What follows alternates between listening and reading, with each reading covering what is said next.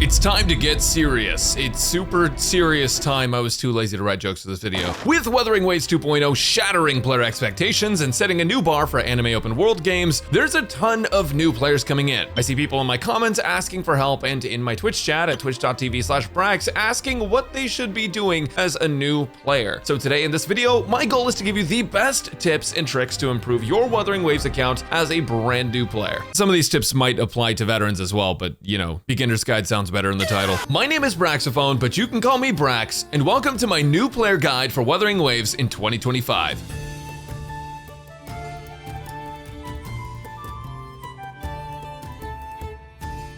The first and one of the most basic things that you need to know about when you're starting Wuthering Waves is union level. I am gonna move a little fast in this section because a lot of these are gacha basics and not just specific to Wuthering Waves, but it's still good info to know. Let's get right into it. So if you just hopped into the world of Wuthering Waves, then you're probably not a super high union level yet. But to be honest, it doesn't even really matter that much. The majority of the progress you're gonna make on your account is actually tied to your DATABANK level, which I'll get into after this. Still, you will need to level up your union level to be able to grab a free 5-star weapon and level up your characters. And there are some tips about spending stamina in this game that are also going to be in this section, so stay tuned. If you don't know what it is, union level is basically this number that means absolutely nothing except for when it comes to farming for materials. At higher union levels, spending stamina will give you more rewards than at lower levels. On top of that, your character levels are gated based on your SOL phase, which is tied to your union level. So how do you get union level? Well, to gain union experience, you basically just need to complete quests, explore areas, and spend stamina. Doing the main story quest is one of the best ways to level up quickly until you're level gated. Once you're kind of stuck, what I recommend is looking at your guidebook. If you go to your milestones tab, you can find a list of challenges to complete that give you items and union experience. It's a quick way to jump a few levels, and you don't have to spend all your time exploring the map. But with that said though, exploration is still a crazy good way to level up and also get your hands on some of the premium currency in the game for pulling limited characters, which I'll also go into more depth on later in the video. If you want quick ways to explore, you can get this gadget called the Loot Mapper, which can be obtained in Jinzhou at the Pioneer Association after exploring enough to hit Pioneer level 1. The Loot Mapper won't show you everything on the map, but it will show you chests and give you a general idea of where to go for exploration. But above all of that, in my opinion, the most important thing to do is your daily activities, which you can also find in your guidebook. You unlock these when you complete Huanglong Chapter 1, Act 3,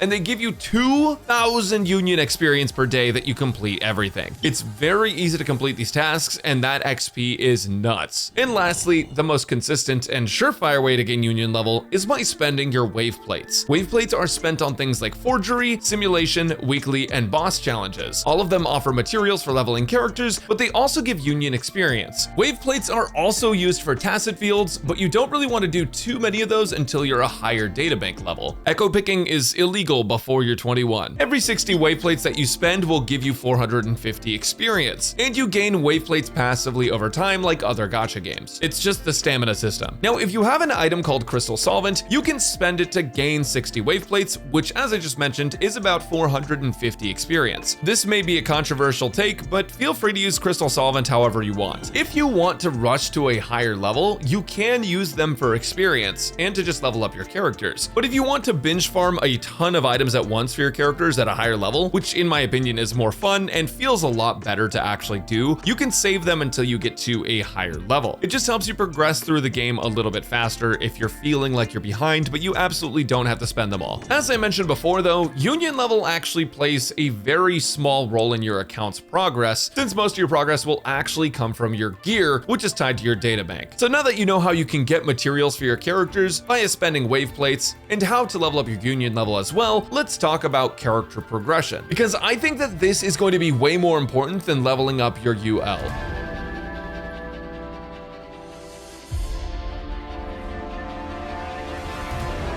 In Wuthering Waves, there's multiple different parts of character progression. The most important one is echoes, which is essentially just your gearing system in Wuthering Waves. Echoes are creatures whose lore is explained better through the game than through my mouth, but essentially when you defeat enemies, they have a chance to drop an echo, which you can absorb and then level to gain stats. Each echo has one dynamic main stat and one static main stat. The very top stat is the dynamic stat. You can absorb 3 of the same echo, and the top stat could be different on every single one. Now, you don't need to focus on getting specific stats in the early game, but what you do want to do is level up your databank. Your databank gains experience every time you absorb a new echo, and the higher level your databank is, the higher tier echoes you can find. Your goal as a new player is to level up your databank so you can get the highest tier echoes in order to give your characters the best stats possible. 5-star echoes become available through normal means of collecting at databank 15, but their drop rates are pretty low. As you can see here, you're only about 30% drop rate, which is why I would generally avoid farming tacit fields for them since your return on investment will be lower. You can still get echoes in the overworld though, that's totally fine. In a worst case scenario, I would avoid farming tacit fields until at least databank 17, where you at least have a 50-50 chance of getting a 4 or 5-star. Tacit fields do give you experience to level up echoes with, so they're not entirely useless or anything, but just avoid spending too much stamina on them before you level up. Now, to farm databank, you can just go to the databank page and go down the list of echoes tracked there. Start tracking anything that you don't have and defeating them around the map until you can absorb them and add them to your collection. The issue is that if you invest in lower tier echoes, you're going to spend resources on something that you're just going to replace later. That's also why you don't want to do tacit fields before level 21 databank, because at 21, not only can you drink in the United States, but you can also guarantee that every echo is always the highest tier possible. Tiers follow a color scheme, but also they have star ratings, and you're gonna want to avoid using any echoes that are below 5 stars. Well, I guess they're not actually stars, they're more like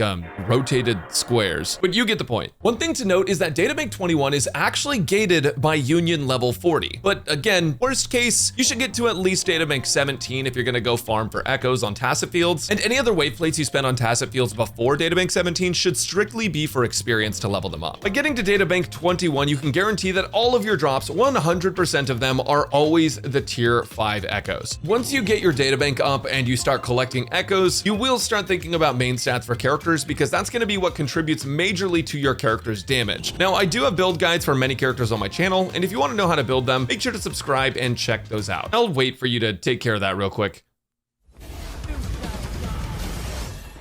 I also have some general build advice for you guys here, because so far in Wuthering Waves, many characters have had very similar builds. In my experience, most characters want to run a crit rate or crit damage 4-cost echo, which is also a boss echo if you're wondering, damage bonus 3-cost echoes in the same damage type as a character, and sometimes attack percent echoes if you can't make the damage type work, and lastly, they want attack percent 1-cost echoes. There are characters that this is an exception for, but if you're building a DPS, that's going to be your setup a majority of the time, and if you want another good resource for builds, feel free to ask around in my Discord too, which is going to be linked in the description. The other important thing for character progression is leveling their skills, since it'll increase their multipliers. But this one is pretty straightforward. You can kind of just tap on the item that you need when you're trying to level the skills, and it'll take you right there. You spend the waveplates to loot it at the end of the run, and you have items. I know that was a lot of information all condensed into one section, but it's all important to know. But before I go over the gacha and give you new player tips for that as well, there is one more piece of advice that I think everyone should know when investing in characters. One thing that will make your progress in Wuthering Waves, and honestly a lot of gacha games, much easier. You want to vertically invest in your characters. Spend your time building one team, and at first, one character even. Gacha games are about having limited resources and spending them efficiently, and your goal should be to focus on one specific team and DPS at first. Much like I'm married to Carlotta, you're married to whoever you pick. That character and team should be able to brute force most of the content and make it easier for you to farm future teams and characters. If you just build up one strong team, everything in the game will become much easier and honestly probably just fall over.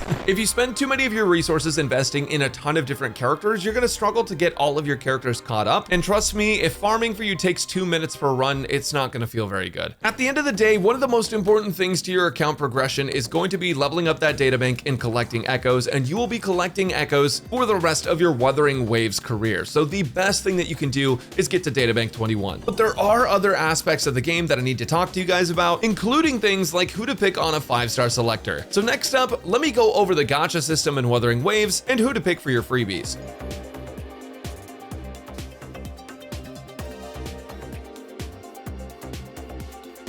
One of the best things about being a new Wuthering Waves player is that many of the things they give out to newbies are all very strong. For example, for a daily login event, you actually get Sanhua for free, who's a super strong unit used in a lot of top teams, including Camellia's and also as a replacement for Zhezha in Carlotta's. You also get a free 4-star weapon selector in the mail, which if you want my opinion on the weapon box, you probably want Commando of Conviction for its stats and passive values, but honestly, I just pick up whatever one fits a character you have, unless it's Amity Accord, because that one sucks. But on top of all of that, at Union level 45, you get a box. Wow, so exciting. Yeah, this box is actually crazy though. It lets you pick a 5-star weapon for free. But before you pick, there's 2 weapons that stand out above the others. Those weapons are Emerald of Genesis and Static Mist. Both of those weapons have a crit rate main stat, which makes it much easier for you to build crit on your characters. Emerald of Genesis is the free-to-play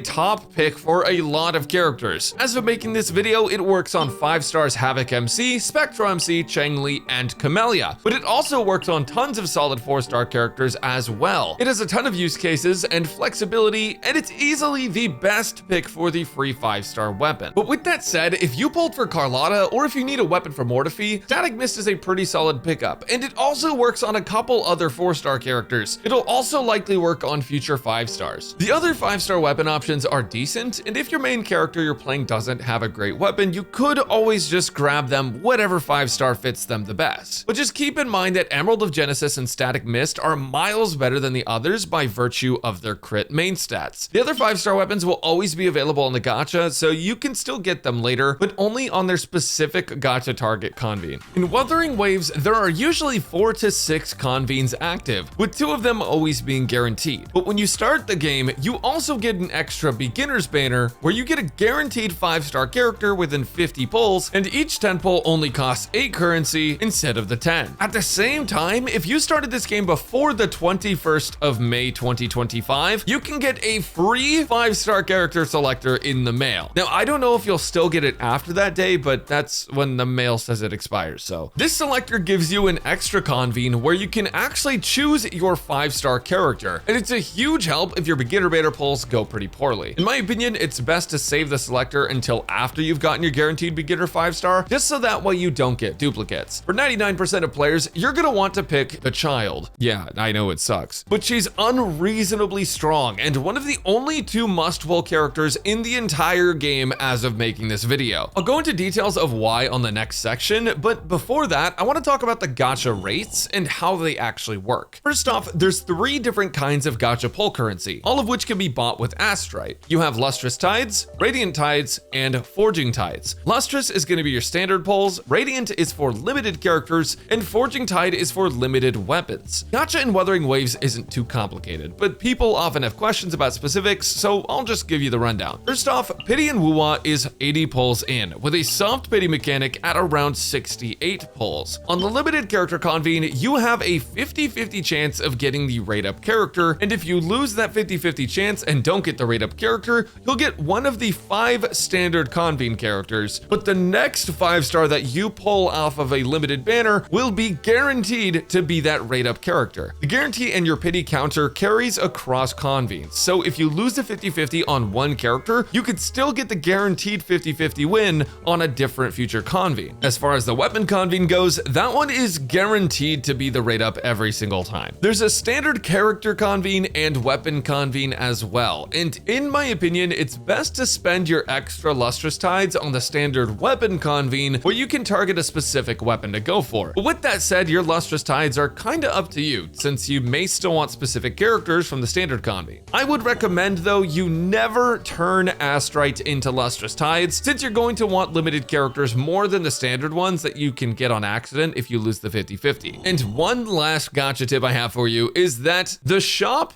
is actually super useful even if you're not spending. In the shop, you can buy 7 Radiant, 7 Forging, and 7 Lustrous Tides every single patch using leftover currency that you get from pulling characters. And also, if you ever want to get copies of characters, you can save up your Rainbow Coral to just buy a sequence node for a character, which is the same thing as buying the character copy. The shop is something that you don't want to forget about because the amount of value you get just by doing your monthly exchanges and the extra pulls and sequences you can get from saving up that currency are huge. That was a lot of yapping, but it is all important, just like knowing what characters are worth pulling. So in the next section, I'll explain who you should go for as a new player.